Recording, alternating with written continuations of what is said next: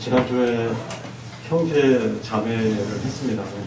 형제를 하면서 2020년 교회 방향에 대한 정도 얘기하면서 저희 그 주소록에 보면은 앞에 저희 교회의 비전과 목표에 대한 부분들이 나와 있습니다. 그래서 그 부분들을 말씀을 나눠야 되겠다 생각이 들어서 오늘 하나님께서 디자인하신 교회에 대한 부분들을 말씀을 나누려고 합니다. 말씀은 마태복음 28장입니다. 28장. 요 밑에도 있습니다. 밑에도 붙어 있습니다. 강단 밑에. 8절부터 같이 읽을까요? 시작. 예수께서 나와 말씀하여 이르시되 하늘과 땅의 모든 권세를 내게 주셨으니 그러므로 너희는 가서 모든 민족을 제자로 삼아 아버지와 아들과 성령의 이름으로 세례를 베풀고 내가 너희에게 분부한 모든 것을 가르쳐 지키게 하라. 볼지어다 내가 세상 끝날까지 너희와 항상 함께 있으리라 하시니라. 요한일서 3장 16절 말씀 한번 더 읽겠습니다. 형제 사랑에 대한 말씀이죠. 요한일서 3장 16절 391페이지입니다. 시작. 그가 우리를 위하여 목숨을 버리셨으니 우리가 이로써 사랑을 알고 우리도 형제들을 위하여 목숨을 버리는 것이 마땅하니라. 주님이 디자인하신 교회는 우리 그리스도로 충만하고 또 그 충만으로 가는 겁니다. 그리고 복음 전하고 제자 삼고 그리고 서로 사랑하는 교회. 이것이 바로 주님이 디자인하신 교회입니다. 이것이 오늘 말씀의 결론이기도 합니다. 저는 그 몇 주 동안 계속 왜 하나님께서 이 세상 가운데 지금 이런 전염병들을 돌게 하셨는가를 생각해 보았습니다. 그러면서 생각난 말씀이 누가복음 21장 말씀입니다. 누가복음 21장 5절 이하를 보면요. 세상의 곳곳에 지진과 그리고 기근과 그리고 전염병이 있겠다고 했습니다. 또 무서운 일과 하늘로부터 큰 징조들이 있고 나라와 나라가 또 민족을 공격하는 그런 전쟁의 모습도 이게 보여질 것이라고 했습니다. 이럴 때 되면은 바로 주님이 오실 날이 가까웠다라고 이렇게 우리 주님이 십자가의 죽음을 앞두시고 이렇게 예언을 하신 장면이 나옵니다. 그뿐만 아니라 거짓 종교 지도자들이 일어납니다. 그래서 그들이 하나님의 말씀의 진리를 혼탁하게 하고 꼭 그것만이 진리냐라고 하면서 여러 종교와 또 유사스러운 그런 사이비 그런 교리들이 초대교회뿐만 아니라 지금도 아주 초대교회 때보다 더 다양한 그런 모습으로 그런 사람들에 의해서 전파되고 있는 것들을 보게 됩니다. 이런 시기에 성도들은 영적 건강의 균형을 잡지 않으면요 굉장히 위험하게 됩니다. 특별히 아무리 건강한 사람일지라도요 그런 바이러스에 자주 노출되다 보면은 그가 건강해서 그런 바이러스들이 왔을 때 그것들을 물리칠 수 있을지 모르겠지만은 항상 우리는 항상성을 유지할 수는 없습니다. 약할 때도 있고요. 그리고 힘들어질 때도 있고 피곤할 때도 있고 정신적으로나 영적으로나 육체적으로나 침체 가운데 있을 때가 있습니다. 그럴 때 들려지는 그런 거짓 교리들이 우리로 하여금 미혹해하고 우리로 하여금 그런 거짓 교리들의 바이러스에 물들어가지고 어느덧 우리가 그쪽으로 이제 끌려 들어가 우리의 신앙을 파괴하는 그런 모습들을 굉장히 저희는 많이 보고는 합니다. 그래서 우리는 할 수만 있다면 그런 잘못된 그런 거짓 교리들과 진리들의 것들을 잘 차단시키는 것이 필요하고요. 그리고 내부적으로는 이 교회가 건강해서 이 교회 가운데에서 주님이 말씀하신 것들을 잘 배우고 그리고 우리의 영적인 근육들을 굉장히 튼튼하게 합니다. 바깥뿐만 아니라 내부의 장기기관들도 튼튼하게 해서 그런 교리들이 들어왔을 때 우리가 얼마든지 그 부분들에 대해서 변론하고 그 부분에 대해서 아니는 아닌 거다라고 분명히 얘기할 수 있는 그런 지식을 갖춰야 된다고 생각합니다. 요즘 여러분들에게 있어서 물론 굉장히 분주하긴 하지만은 세상이 교회는 어떤 의미입니까? 만약에 100점 만점이라 한다면 여러분들의 교회를 향한 점수를 매긴다면 몇 점을 매길 수 있겠습니까? 점수들이 주르르 막 카운터 되나요? 예, 바로 그 점수입니다. 그 점수가 바로 여러분들의 점수가 될 수 있겠죠. 근데요, 그 점수는 바로 저희들의 신앙의 점수이기도 합니다. 왜냐하면 저희는 이 교회의 지체이기 때문이었습니다. 저희 몸이기 때문에 저희가 판단했던 그 점수가 바로 여러분들의 신앙의 점수라는 것입니다. 저희들은 저도 예전에 그랬었는데요. 어렸을 때 착시 현상을 많이 일으켜요. 마치 이렇게 강단에 나온 형제님들이 마치 어떤 배우라는 생각을 하고요. 그리고 말씀을 듣는 사람은 그 배우가 하는 것들을 잘 들으면서 마치 비평가처럼 혹시나 말을 틀리지 않는가, 더듬지 않는가, 교리적으로 맞는가. 물론 이제 그 부분의 말씀을 이렇게 정확하게 듣는 건 중요하지만은 비평가적으로 그렇게 보는 그것은 그렇게 올바른 태도는 아닙니다. 우리 마치 말씀을 전하는 이도 있지만 말씀을 듣는 이들은 마치 대사를 까먹은 그 배우가 얼버무릴 때 거기서 이렇게 대사를 불러주는 역할들을 여러분들이 하셔야 됩니다. 그래서 우리는 말씀을 전하고 대언을 할 뿐이고 여러분들이 그 부분에 대한 것들 기도하고 그 말씀을 대해서 잊어버렸을 때 그 부분에서 얘기해 주셔야 됩니다. 강단에 말씀하시는 분들에게 말씀이 끝나고 나서 그런 부분에 대해서 SNS나 이메일로 그런 부분에 대해서 격려하시고 그런 부분에 대해서 보충해주는 그런 부분이 있다면 굉장히 좋을 것 같습니다. 우리는 마치 함께 이 교회 가운데서 온몸이 각자의 역할들을 담당해야 되는 것입니다.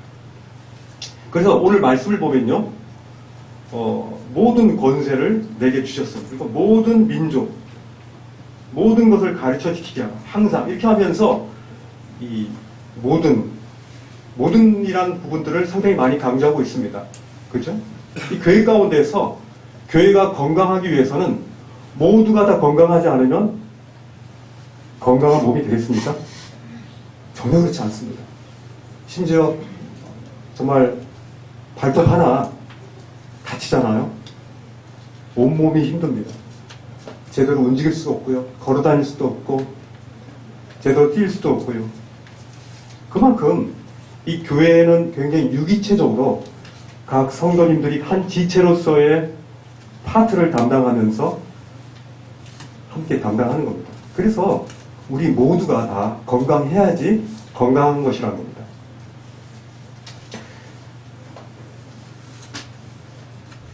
어떤 장로들이 아주 뛰어난 장로가 있어서 말씀을 전하는 아주 특별한 어떤 은사가 있다 할지라도 그럴지라도 교회 가운데 도움을 되겠지만은 그러나 건강한 교회라고 할 수는 없습니다. 모든 장로들이 다 챙길 수가 없어요. 모든 형제자매님들이 어떤 분들은 잘 섬기시는 분이 있습니다. 어떤 분들은 잘 전도하시는 분이 있어요. 어떤 분들은 보이지 않는 곳에서 정말 굉장히 위대한 일들을 진행하고 계시는 겁니다. 우리는 눈에 보이는 것보다 눈에 보이지 않는 것들이 훨씬 많습니다. 그래서 성경에서는 눈에 보이지 않는 것들이 더 중요하다고 했습니다.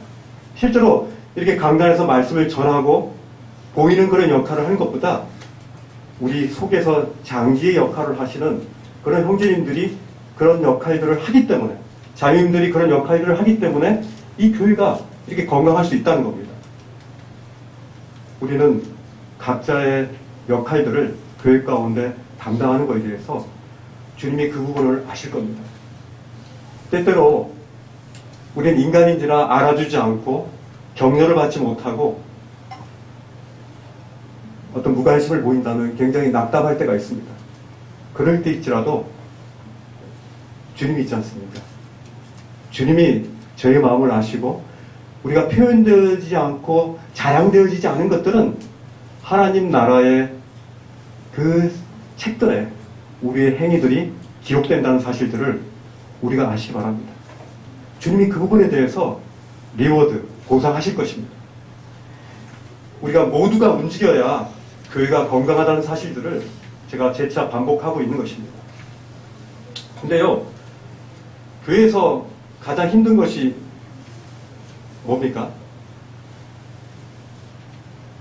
무관심입니다. 제가 봤을 때 교회 가운데 무관심은 상당히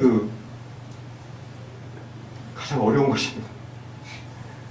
왜냐하면 우리 가운데 해야 될 일이 있는데 그것들에 대해 무관심을 가지고 계속 자신의 개인적인 신앙만을 유지하고 다른 지체들과의 소통과 상관관계 속에서 이루어지는 그런 사역들에 동참하지 않는다면은 그것은 건강한 교회로서의 역할들을 담당하는데 지금 일임을 하지 못하고 있다는 것이죠. 사실 저희는 이 대학로 교회가 교회 개척 당시에 있었던 분들은 지금 형제님들, 자매님들 많이 계시지 않아요. 그죠? 그리고 개척 당시에 그런 개척하면서 겪었던 그런 굉장히 수고로움과 그런 힘든 그런 난관들을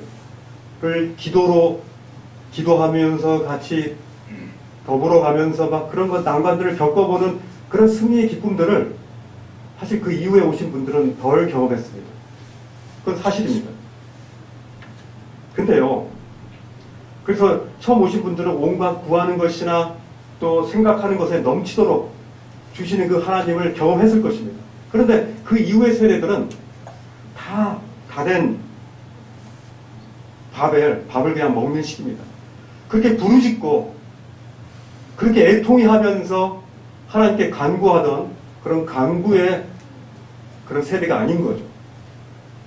그러다 보니까 이제 안일함들이, 느슨함들이 우리 가운데 오는 것입니다. 그리고 알아서 하겠지라는 이런 무관심들이 우리 가운데 어느새 우리 가운데 습관이 될 수도 있습니다. 인정합니다. 그렇지만은 이런 부분들을 우리들 장로들이 4명이나 되니까 장로들이 알아서 하겠지. 이런 식의 어떤 그런 부분들은 주님이 말씀하시는 건강한 교회로에 나갈 수 있는 그런 통로를 막아버리는 역할들을 하는 겁니다. 그러시면 안 됩니다. 저희는 교회의 한 지체이기 때문에 그 지체에 하나님이 주신 그 부름의 상을 위해서 그 부름의 소리를 들으실 수 있어야 되고요. 주님의 그 음성들을 듣고 내가 지금 주님이 무엇을 하기를 원하시는지에 대한 것들을 자원해서 그것들을 찾아서 하셔야 되는 겁니다. 그리고 혹시나 그런 일들을 누가 부탁할 때 그런 분들 흔쾌히 불편하고 투자되어지고 손해볼 수 있지만 하나님의 영광을 위해서 그 부분에 대한 것들을 자원해서 그것들을 접수하시고 경청하시고 그 일들을 행하시는 그런 일들이 있을 때 그건 아름다운 교회의 모습인 것입니다. 우리는요, 천년의 항해를 위해서 이 준비하는 그런 성도들입니다. 그리고 동시에 오늘 밤이라도 떠날 준비를 해야 되는 것입니다. 지금 하시던 일들을 느슨하게 하라는 것이 아닙니다. 각자의 처소에서, 각자의 직장에서, 캠퍼스에서, 가정에서 자신의 일들을 정말 죽게 대하듯 최선을 다하셔야 됩니다. 그러나 우리는 바로 오늘 밤이라도 내려놓고 떠날 준비를 해야 되는 그런 나그네라는 사실들을 잊으시면 안 될 겁니다. 오늘 말씀에요, 예수님께서 이제 승천하시기 전에, 부활한 이후에 승천하시기 전에 제자들에게 이제 나오십니다. 그리고 예수님이 말씀하시는 것을 하늘과 땅의 모든 권세를 내게 주셨다고 했습니다. 이게 무슨 뜻입니까? 하늘과 땅의 모든 권세를 원래 우리 주님은 갖고 계시지 않으셨습니까? 그런데 우리 주님께서는 일시적으로 그분의 권세를 이 땅 가운데 자신의 죽음까지, 자신의 생명을 죽음에 몰아내시면서 그 권세를 포기하셨습니다.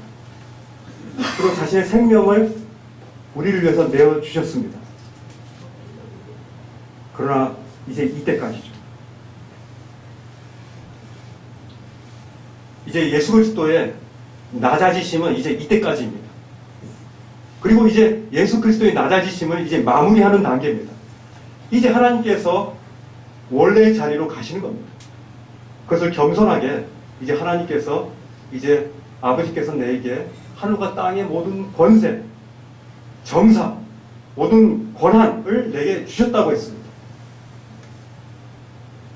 그렇기 때문에 이게 얼마나 놀라운 일입니까? 이런 놀라운 권세를 가지신 분이 어디 계십니까, 지금? 어디 계십니까? 우리 안에 계십니다. 하늘과 땅의 모든 권세를 가지신 분이 승천하서 하나님 우편에 계시지만 이제 우리 안에 계시다라고 성경의 많은 곳에서 그리스도 안에서라는 이 단어가 얼마나 많습니까? 우리 이제 그리스도 안에 있습니다. 그죠? 또 그리스도께서 우리 안에 계시다는 겁니다. 아까도 요한복음 15장 말씀을 형제님들이 말씀했듯이 우리가 그리스도 안에 있다는, 하늘과 땅의 모든 권세, 모든 능력, 파워를 가지신 예수님께서 우리 안에 계시다는 이 사실만으로도 우리 가운데 우리가 굳이 무능력한 삶을 살 이유가 전혀 없는 그런 근거들을 이 말씀을 통해서 주시는 겁니다. 바로 하늘과 땅의 모든 권세를 가졌다는 것은 무슨 말입니까?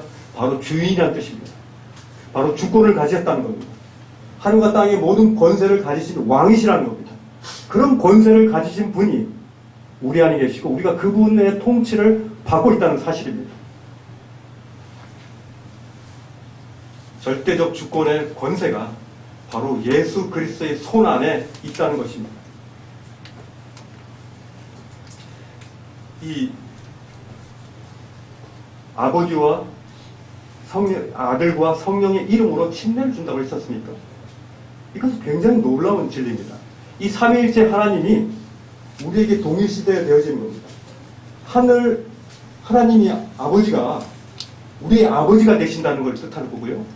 우리 주 예수 그리스도께서 우리의 주님이 되시고 우리의 구세주가 되신다는 의미입니다. 그리고 성령님께서 우리 안에 이제 내주하신다는 거고요.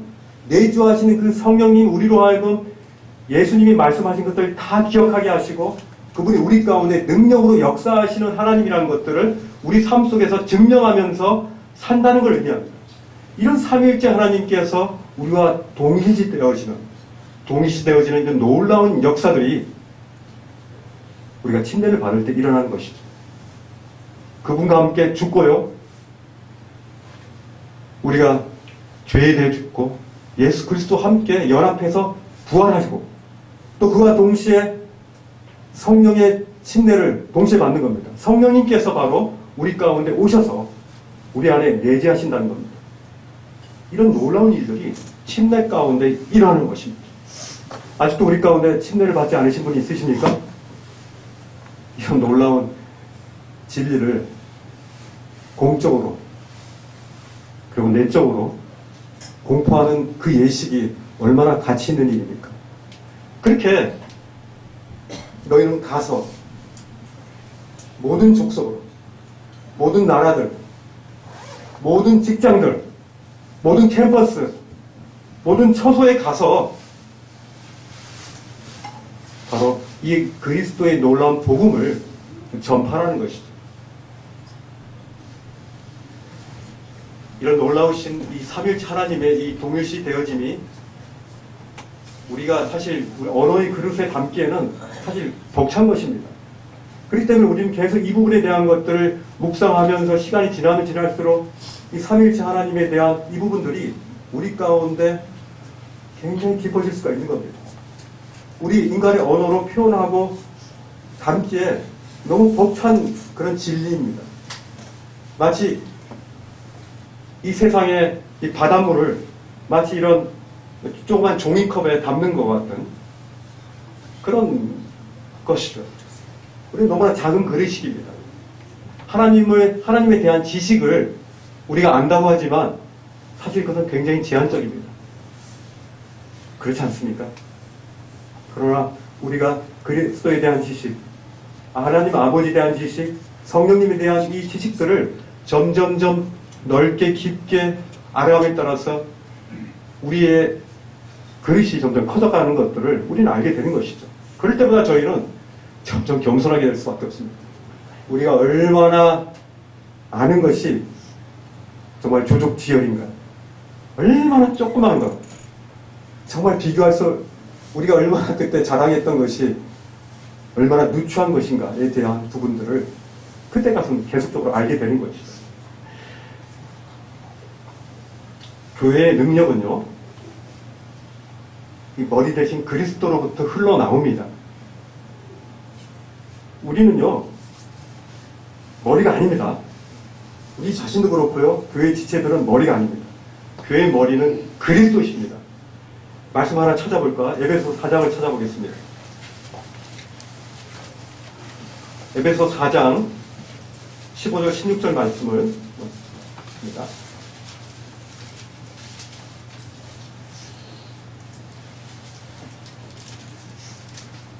4장 15절 같이 읽겠습니다. 15절 16절 시작. 오직 사랑 안에서 참된 것을 하여 범사에 그에까지 자랄지라. 그는 머리니 곧 그리스도라. 그에게서 온몸이 각 마디를 통하여 도움을 받음으로 연결되고 결합되어 각 지체의 분량대로 역사하여 그 몸을 자라게 하며 사랑 안에서 스스로 세우느니라. 이것이 바로 머리 대신 그리스도, 그리고 그 머리 대신 그리스도로 흘러나오는 그 능력으로 각 마디가 건강하게 되어지는 교회의 현 진행되어진 모습입니다. 그죠? 범사에 그에게까지 자랄지니라. 진행형이죠. 그리고 그리스도는 머리라고 했고요. 온 몸이 각 마디마디가 서로 도와주라는 거예요. 서로 도와주라고. 서로 도움을 주고 받으라는 얘기입니다. 그리고 결합되어서요, 자신의 분량대로, 자신의 현재 위치대로, 자신의 분량대로 역사하라는 거죠. 사역을 하라는 겁니다. 그리고 그때 그 몸을 자라게 하며 사랑 안에서 스스로 세운다고 했어요. 사실 우리가 최선을 다해도요, 그 애를 자라게 하시는 분은 누구라고요? 그리스도십니다. 우리가 어떤 일을 하다가 실패하고 또 낙담하고 실패했을지라도, 그럴지라도 결코 실패하지 않는 것은 바로 그리스도가 시작하셨기 때문에, 이 교회를 그리스도가 시작하신 거예요. 우리는 결코 실패하지 않을 겁니다. 왜냐하면 그리스도의 교회이기 때문에. 그리스도의 머리 대심이 우리를 통치하시기 때문에 우리는 결코 실패할 수가 없습니다. 다만 우리가 순종한다는 거예요.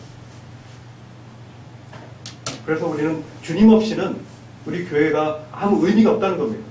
머리 대신 그리스도의 그 지시대로, 그 가이드대로 우리가 가야만 이 교회가 정상 궤도로, 정상 속도로, 또 주님의 원하시는 그 형상대로 우리가 닮아갈 수 있다는 거죠. 우리가 고고 그러잖아요. 여기서 보면은 가라 그러지 않습니까? 어디로 가야 됩니까? 모든 민족이라고 말씀하셨죠? 근데 이 말씀을 할 때요, 주님이 이 부분에 대한 거를 부탁이 아닙니다. 커맨드, 명령입니다. 주님께서 이 명령적으로 말씀하셨습니다. 참 특이하죠? 다른 말씀들은 그냥 비유로 얘기하시고 또 예하로 얘기하시고 그렇게 말씀하셨는데 이 말씀은 특별히 명령조로 얘기했습니다. 명령은 굉장히 부담스럽기도 하고요. 굉장히 그렇게 하지 않으면 너는 안 된다라고 하는 아주 필연적인 그런 말씀인 것입니다. 명령을 제일 많이 받는 데가 어디죠?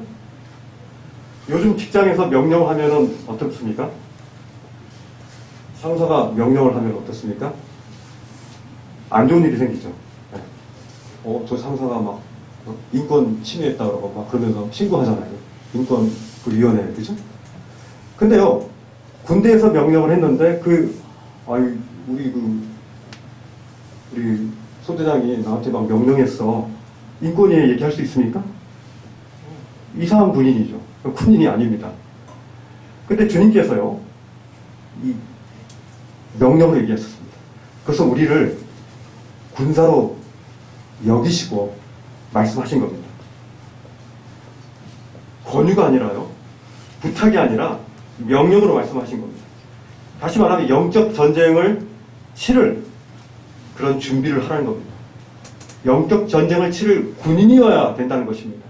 그래야만 이 나의 미션을 너희들이 실현할 수 있다는 겁니다. 이것은 부담이 아니라요, 우리들에게 있어서의 큰 특권입니다. 그렇죠?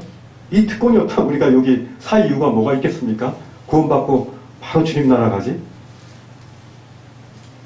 우리에게 엄청난 특권을 주신 겁니다. 왜냐하면 하늘과 땅의 모든 권세를 가진 분이 이 일들을 하라고 하는 겁니다. 이 권세를 사용하라는 겁니다.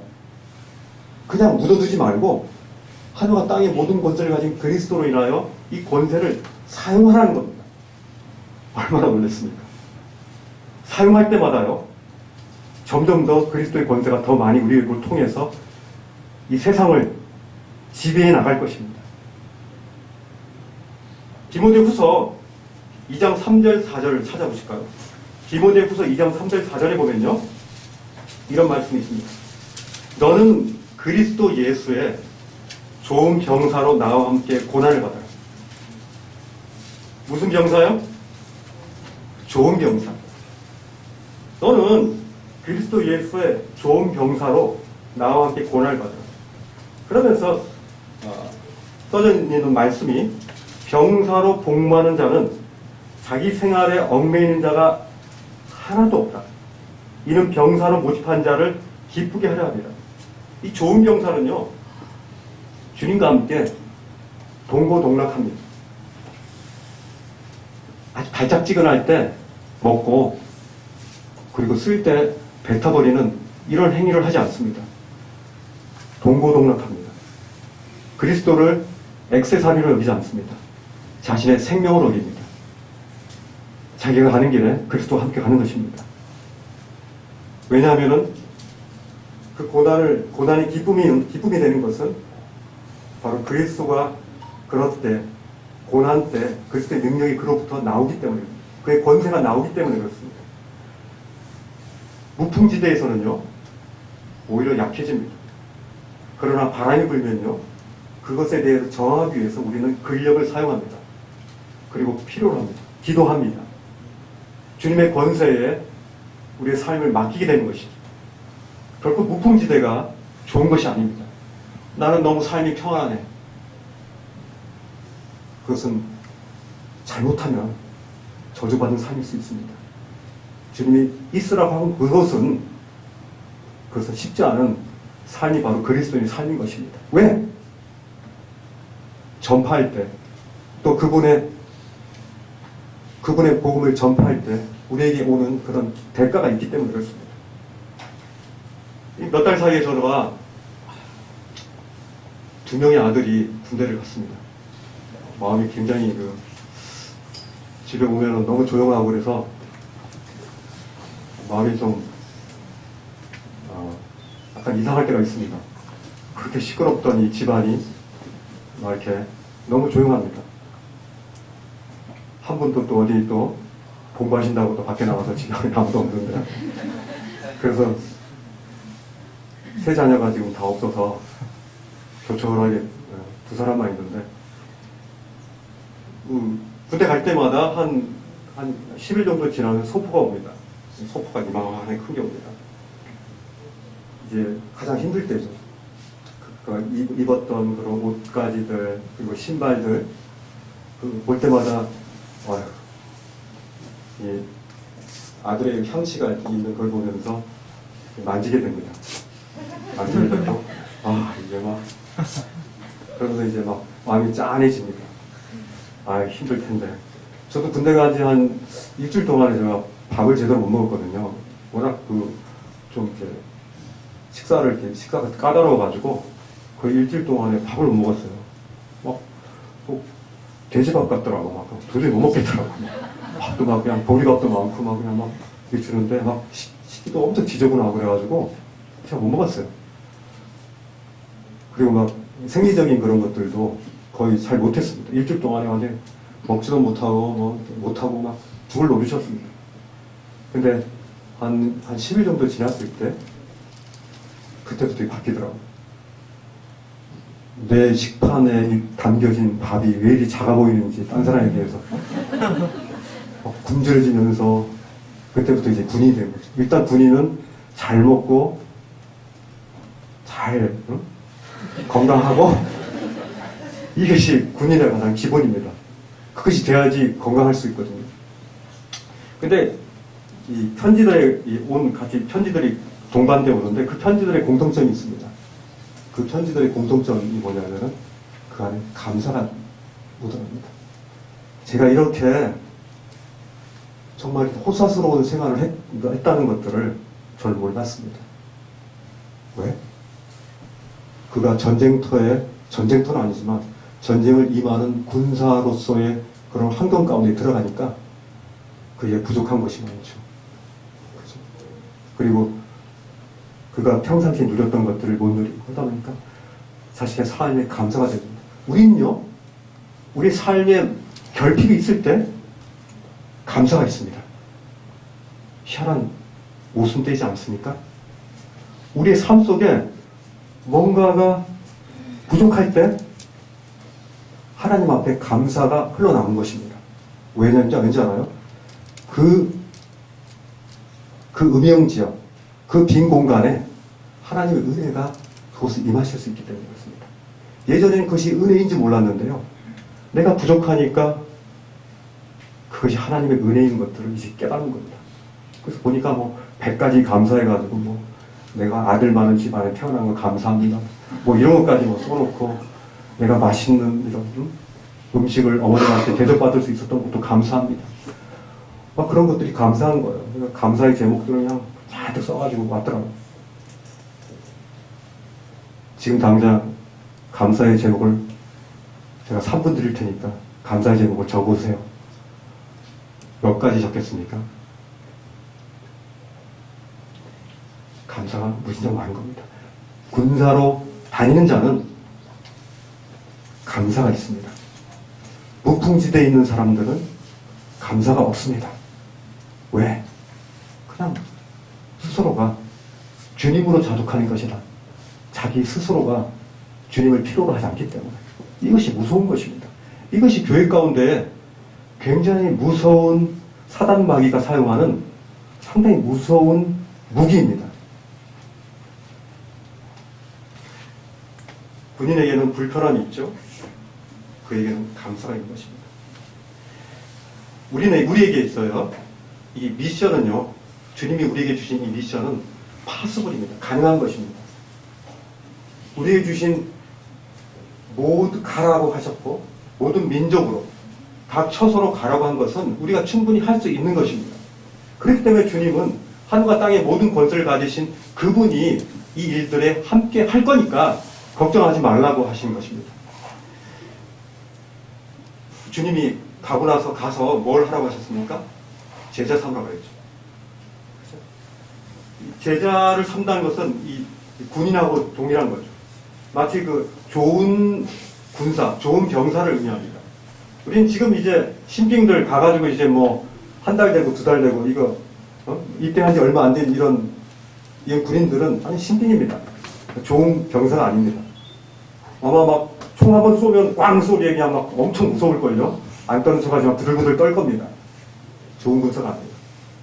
좋은 좋은 군사는, 능력 있는 군사는 전쟁을 많이 치러본 군인이 좋은 군사입니다. 아주 능력 있는 군사죠. 그래서 여러분들이 전쟁을 많이 치르면 치를수록 좋은 군사가 되는 것입니다. 그렇죠? 우리가 주님 앞에 만났을 때 너는 좋은 군사였니? 주님 물으신다면 여러분들이 뭐라고 대답하시겠습니까? 나름대로 제가 전쟁을 많이 치렀습니다. 좋은 군사는 많은 전쟁을 치러본 사람이 좋은 군사입니다. 그렇기 때문에 여러분의 자원에서 영적 전쟁을 치르셔야 됩니다. 그냥 흘러나갈 수 있는 것들을 그를 영적인 눈으로 보시고요. 그곳에서 영적 전쟁을 치르셔야 됩니다. 사실 그 주방에서 일하는 그런 군사일지라도요, 총을 쏠 줄 알아야 됩니다. 반만 하는 게 아니잖아요. 군사가 전쟁이 일어나면은 밥 못 먹습니다. 일주일 동안 밥 못 먹을 수도 있어요. 그죠? 그때는 총을 쏴야 돼요. 우리의 성도의 주된 임무는 이 말씀에 비하면 하나님께서, 우리 주님께서 저에게 분부한 모든 것들은 바로 그 미션들을 성취하는 것이, 총을 쏘대고 전쟁을 치르는 것이 우리의 미션이라는 것들을 말씀하는 겁니다.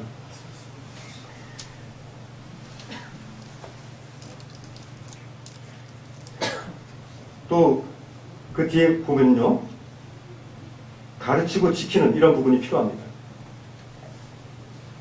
이러한 제자 삼는 사역이 교회에 함께 있어야 되는 것이죠.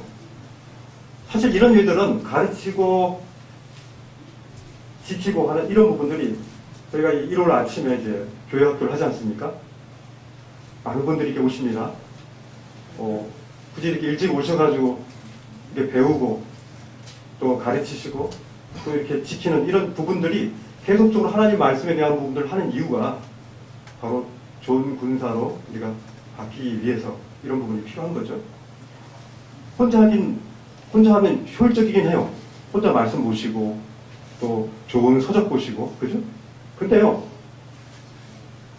같이 하면요, 오래 할 수가 있어요. 그리고 끝까지 갈 수 있습니다. 끝까지. 사실 이 끝까지 간다는 것은 굉장히 중요한 것입니다. 믿음의 동료들이 우리 가운데 옆에 있을 때요, 우리가 약하고 또 힘들고 또 게을러지고 그럴 때요, 그들이 함께 있을 때 우리가 굉장한 동기부여가 되는 것이죠. 이것이 바로 교회에서 함께 모였을 때, 함께 할 때 우리한테 있는 이런 유익입니다. 결국 우리는 함께 할 때 포기하지 않는 거죠. 요한일서 3장 16절 보시면요, 이 교회가 이제 하나님께서 말씀하신 마태복음 28장 나와 있는 이 말씀들을 비롯해서 이제 또 교회가 해야 될 일이 바로 사랑입니다. 요한일서 3장 16절에 보면요, 우리 주님이 그가 우리를 위하여 목숨을 버리셨으니 우리가 이로써 사랑을 알고 우리도 형제들을 위하여 목숨을 버리는 것이 마땅하다, 이렇게 말씀하고 있습니다. 사실 하나님이 우리를 위해서 그분의 목숨을 버리실 이유가 창조주 하나님으로서 하실 이유가 전혀 없습니다. 딱 하나, 우리를 사랑하시기 때문에 우리 위해서 죽으신 것이죠. 사랑 때문입니다. 사랑. 사실 우리가 그 사랑을 받을 만한 가치가 우리가 있습니까? 사실 우리 자신을 보면은 그런 가치가 없습니다. 이 전능하신 하나님의 은혜입니다. 은혜는요, 하나님이 죄인들에게 선처하는 호의입니다. 하나님께서요, 이 죄인들에게 선처를 보이시는 호의예요. 우리의 노력이나 우리의 자격이나 우리의 공로에 의해서 우리는 절대로 얻을 수 없는 하나님의 무조건적인 그런 선물을 우리가 그 은혜를 통해서 받고 있는 거죠. 은혜는요, 우리를 위해서, 우리를 너무나 사랑하시는 그 하나님이요, 허리를 이렇게 굽히십니다. 허리를 이렇게 굽히셔가지고, 그래서 우리를 살펴보시고, 안 되겠구나 하면서, 우리 가운데 그의 독생하신 예수 그리스도를 그분께 보내신 것이죠. 그리고 자신을 아낌없이 내어주시는 그 하나님으로 인하여서 이 놀라우신 하나님의 이 은혜가 우리 가운데 선처되어지고 우리 가운데 호의로 오신 겁니다. 이 은혜가 없으면요, 하나님의 은혜가 없으면요, 우리는 결코 하나님을 알 수가 없습니다. 하나님 진리를 깨달을 수 없습니다. 그리고 이 믿음을 우리가 소유할 수가 없습니다. 그리고 우리 마음이 딱딱해집니다. 그리고 우리는 또 기도할 수도 없고요. 구원받은 이후에. 그리고 이 믿음을 지킬 수 있는 방법도 없습니다. 총체적으로요, 이 은혜는요, 하나님 자녀의 삶의 원동력입니다. 은혜가 없으면요, 그냥 아무것도 할 수가 없어요. 하나님의 은혜가 있기 때문에 우리는 기도할 수 있고, 말씀을 볼 수가 있고, 교제할 수 있고, 살아갈 수 있는 그 의미를 찾을 수 있는 것입니다. 근데요, 이 놀라운 은혜를 우리가 받았는데, 우리의 삶이, 예수님께서 이 말씀을 하시는데요. 이 말씀 한번 보시죠. 마태복음 18장에 보시면요, 18장 24절에 보면, 왕이 결산합니다.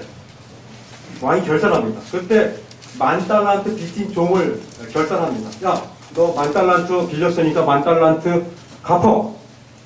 하니까 10,000달란트 빚진 종이 저희가 갚지 못합니다. 없습니다. 그랬더니 그 왕이 그를 불쌍히 여기고 그를 탕감시켜줍니다. 근데 이 10,000달란트 탕감받은 이 종이 나갔는데, 아니 저기 한 사람이 오는데 자기한테 빚진 100데나리온을 빚진 그 사람이 오는 거예요. 움켜잡았죠. 너 100데나리온은 왜 안 줘? 죄송합니다. 제가 나중에 갚겠습니다. 그래? 안 돼. 그러더니 감옥에다 쳐넣습니다. 그 사람이 그 100데나리온 빚진 자를 감옥에 쳐넣는 것은 법적으로 전혀 하자가 없습니다. 근데 영적으로 보면 이 하자가 있습니다. 하나님께서는 100달란트를 10,000달란트를 탕감받은 그 사람이 그 100데나리온을 탕감을 하지 못하는 부분에 대해서 우리 주님은 그것은 자비가 아니다라고 얘기합니다. 여기서 참 이게 하나님의 그 큰 자비하심에 대한 부분들을 이 예화를 통해서 말씀하고 계시는데요. 이 자비와 은혜의 차이가 뭔지 아십니까? 자비와 은혜의 차이. 저도 이 부분에 대해서 자비와 은혜의 차이에 대해서 이렇게 좀 찾아봤는데요. 자녀가요, 나쁜 짓을 하다가 부모한테 들켰어요. 그때 이제 들켰을 때 부모가 자녀를 벌하지 않는 것, 이게 자비입니다. 그냥 용인해 놓는 거죠. 벌하지 않는 것. 근데 은혜는요, 달라요. 잘못을 범했을 때 그거에 대해서 용서를 하고요. 그에 대한 대가를 치러주고 그에 대해서 선물까지 주는 겁니다. 희한하죠? 은혜는요, 우리에게 그것을 눈 감아주는 것뿐만 아니라 대가를 치러주고 그에 대해서 오히려 또 선물까지 주는 겁니다. 하나님의 은혜는요, 우리를 용서의 선물을 주셨고요. 또 그 자신의 생명을 우리 가운데 선물로 주셨습니다. 그리고 영생의 선물까지도, 예수 그리스도가 영생이시죠. 그 영생의 선물을 우리 가운데 주신 것입니다. 그렇기 때문에 이 은혜는 굉장히 놀라운 것입니다. 그냥 눈 감아주는 것뿐만 아니라 대가를 치러주고 은혜의 그 선물을 우리 가운데 주는 거죠. 이런 놀라운 은혜를 우리가 받았다는 겁니다. 우리를 용서하시기 위해서 하나님께서 죽으신 것입니다. 우리를 벌하지 않으셨을 뿐만 아니라 그분의 생명을, 선물을 우리 가운데 주셨습니다. 영생입니다. 우리 가운데 혹시 인간적인 논리, 윤리적으로, 또 감정적으로 마음 가운데 혹시나 용서하지 않은 분들이 있다면 우리 백데나리온 용서 못하는 이 종과 같이 이런 모습이 되어서는 안 될 것입니다.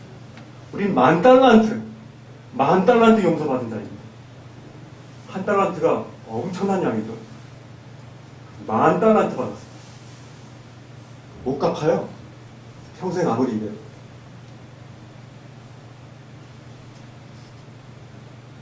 그리고 용서를 하기가 힘든 그런 분이 있다면 오히려 그를 가서 선물을 주세요.